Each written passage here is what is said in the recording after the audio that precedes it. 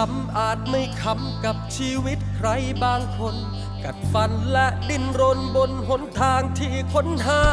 มีล้มแล้วต้องลุกแล้วล้มไม่เป็นท่ายิ้มสู้ทั้งน้ำตายืนขึ้นมาอย่างท้าทายทุกคนมีสิทธิ์คิดทุกชีวิตมีสิทธิ์ฝันแต่ใครจะคว้ามันทำให้ฝันเป็นจริงได้ต่างคนมีเส้นทางมีขวากน้ำต้องข้ามไปวัดกันเลยหัวใจดวงไหนจะไปถึงฝันจุดหมา